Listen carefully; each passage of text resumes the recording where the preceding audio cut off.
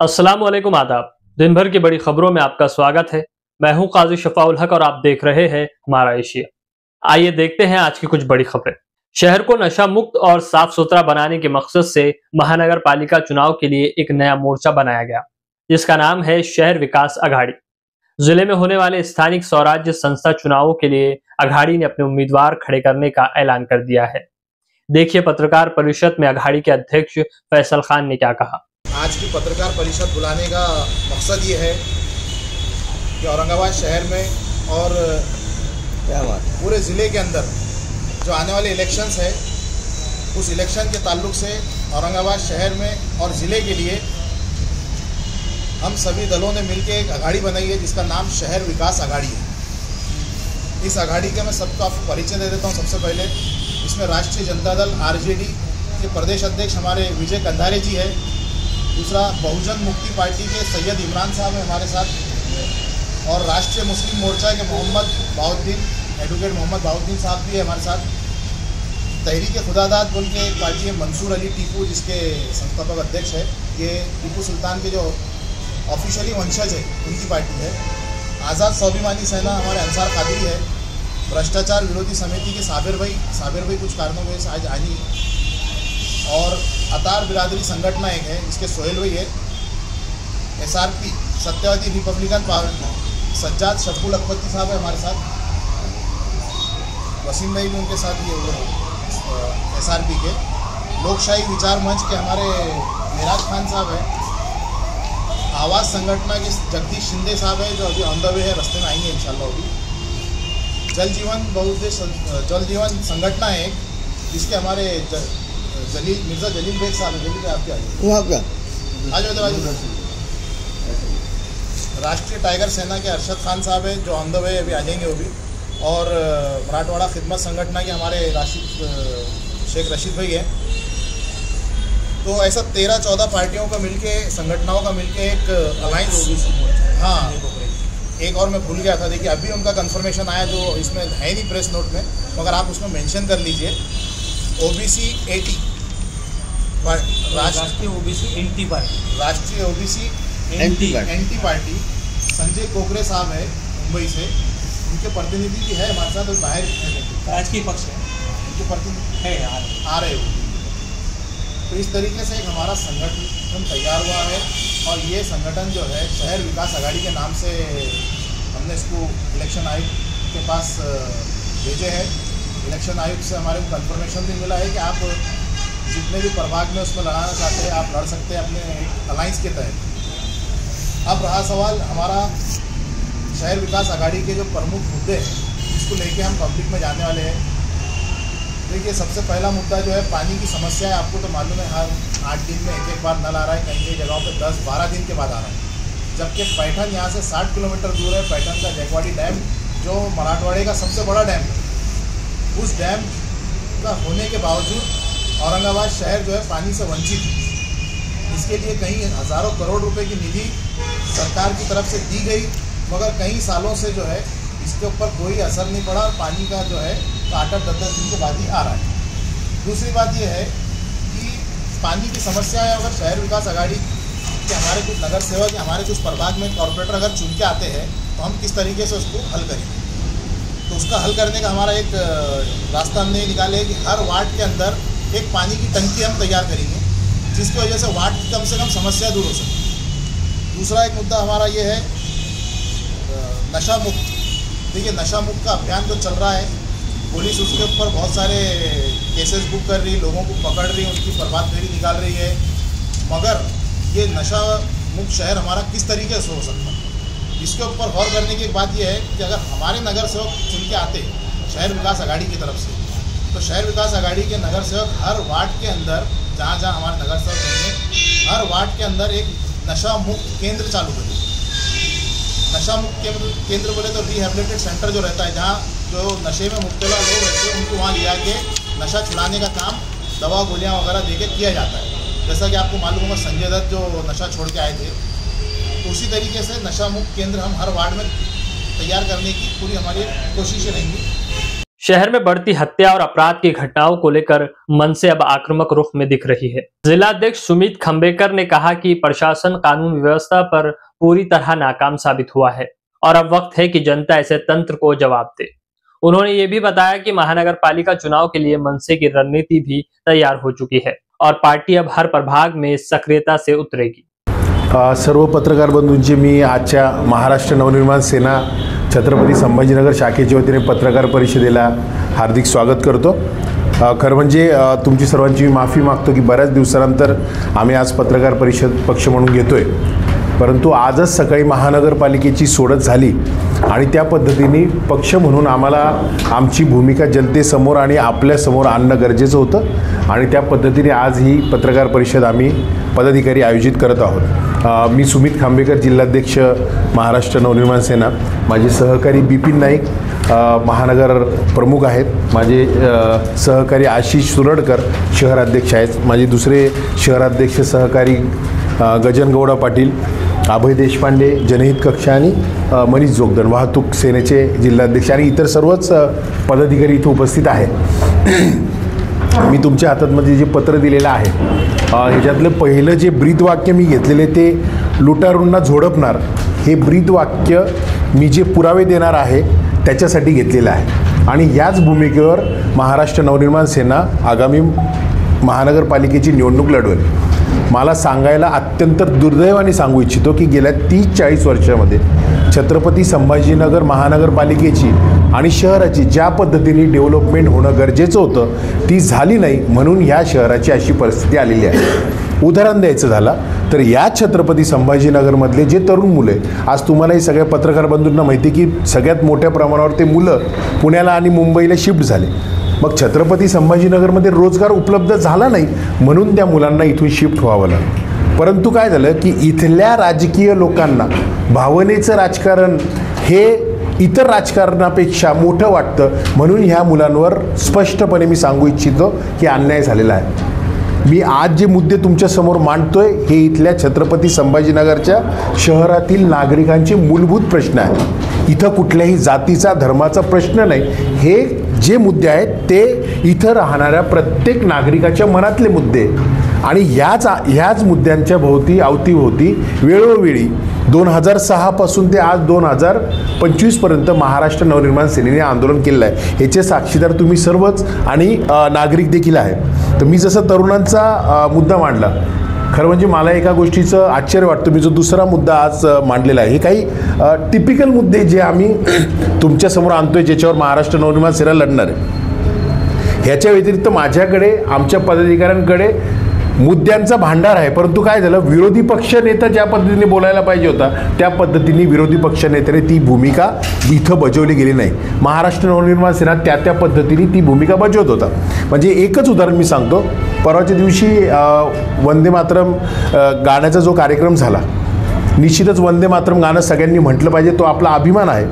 परंतु मला एकच प्रश्न इथल्या सत्ताधाऱ्यांना विचारायचा आहे की वंदे मातरम गाण्यांचे कार्यक्रम होऊ शकतात, वंदे मातरमची पोस्ट तुम्ही सोशल मीडियावर टाकू शकतात, तुम्ही अभिमानास्पद सगळ्या गोष्टी सांगू शकतात, तर जे वंदे मातरम सभागृह इथं तयार केलं गेलेलं होतं, ज्या वंदे मातरम सभागृहाला करोडो रुपये खर्च करून बांधलं गेलं होतं, ते वंदे मातरम सभागृह जर इलेक्ट्रिसिटीचं बिल भरलेलं नाही आहे म्हणून धूळखात पडलेलं असेल तर याची जबाबदारी कोणी घ्यायची?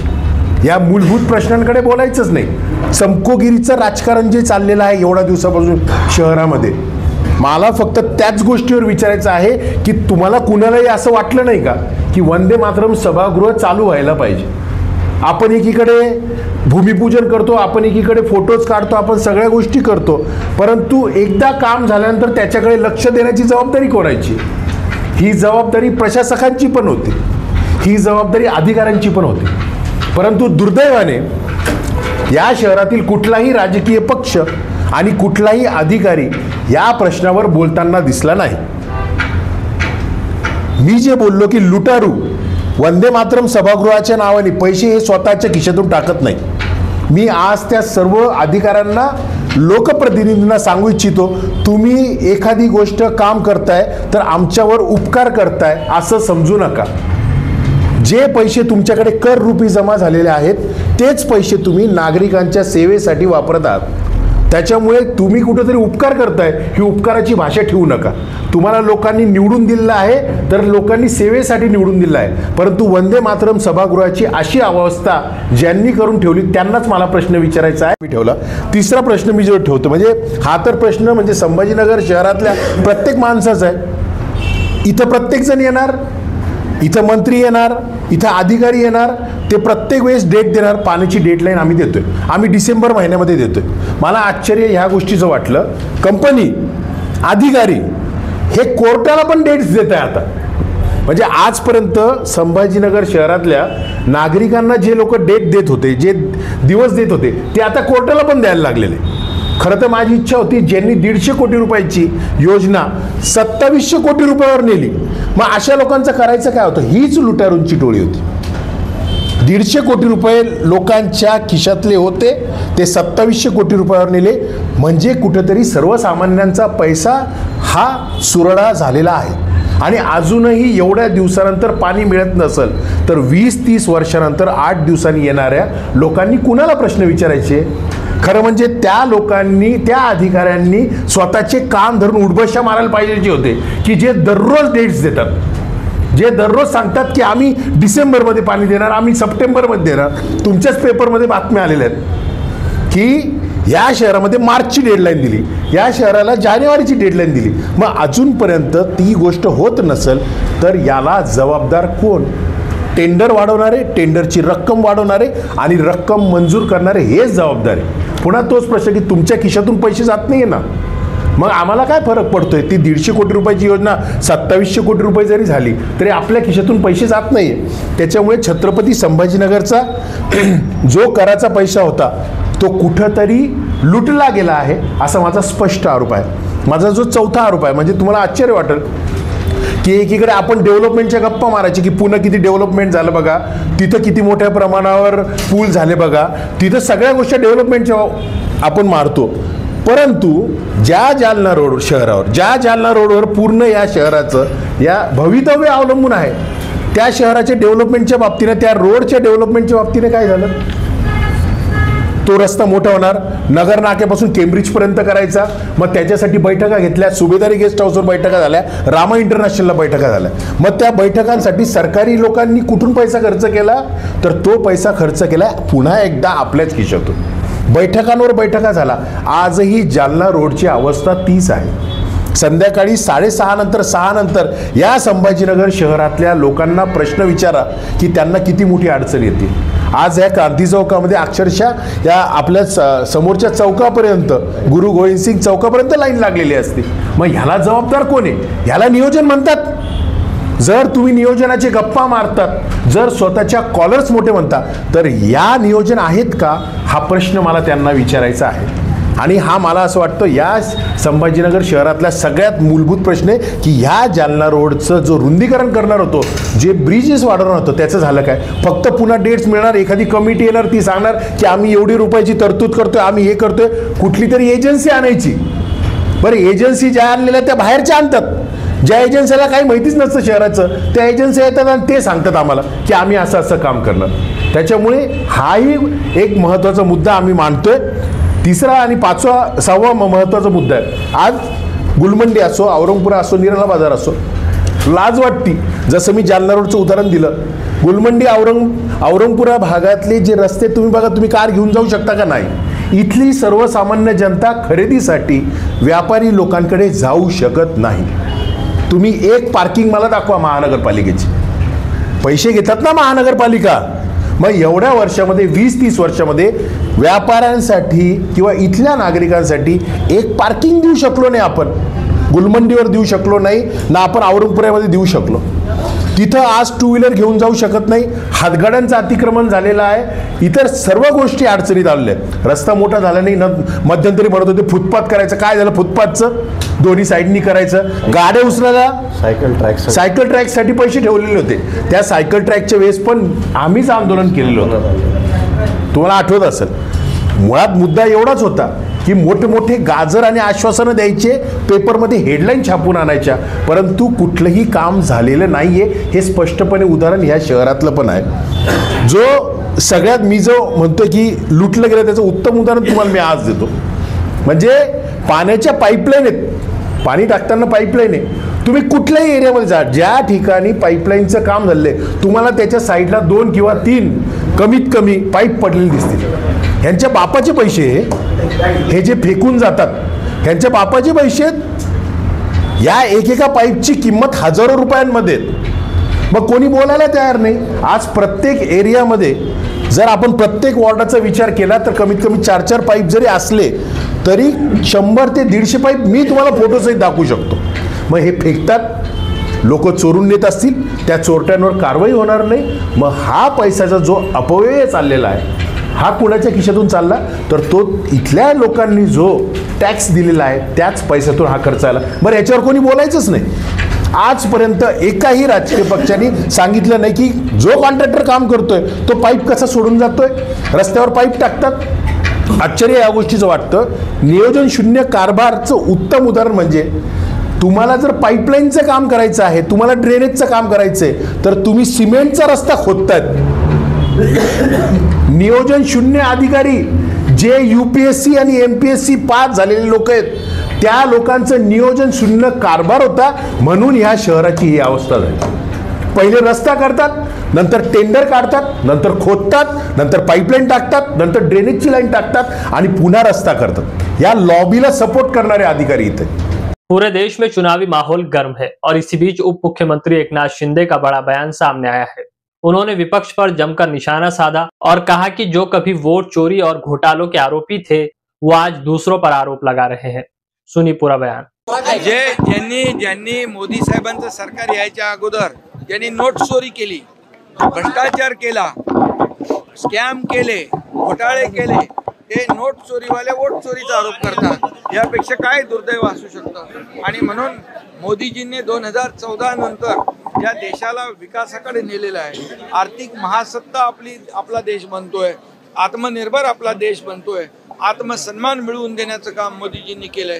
त्यामुळे या ठिकाणी जे गेल्या 2014 पूर्वी या देशामध्ये सगळे घोटाळे, सगळे टीव्ही स्पेक्ट्रम, कॉमनवेल्थ, चारा घोटाळा कुठं झाला? बिहारमध्ये. त्यामुळे तिथल्या जनतेने ठरवलेलं आहे की NDA सरकार येणार आणि या ठिकाणी हे हरण्याचं जे ग्राउंड तयार करतात, वोट चोरी करून त्यांनी पराभव मान्य केलेला आहे आणि या पराभवाचं कारण ते शोधतायत, त्याचं एक ग्राउंड तयार करतायत आणि म्हणून त्यांची हार जी आहे ती 100% ठरलेली आहे.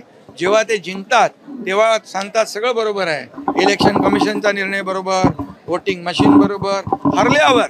हरल्यावर सांगतात हे चुकीचं आहे, हे याच्यामध्ये भ्रष्टाचार झाला आहे, वोटिंग मशीन खराब आहे, EVM खराब आहे, त्याच्यामध्ये निवडणूक आयोग खराब आहे. आणि म्हणून मी एवढंच सांगतो, त्यांनी वोट चोरीचा शोध कर्नाटकमध्ये घेतला पाहिजे, वोट चोरीचा शोध तेलंगानामध्ये घेतला पाहिजे, कारण तिकडे काँग्रेसचं सरकार आहे. तो ये थी आज की कुछ अहम खबरें. आपसे कल फिर मुलाकात होगी, तब तक देखते रहिए हमारा एशिया.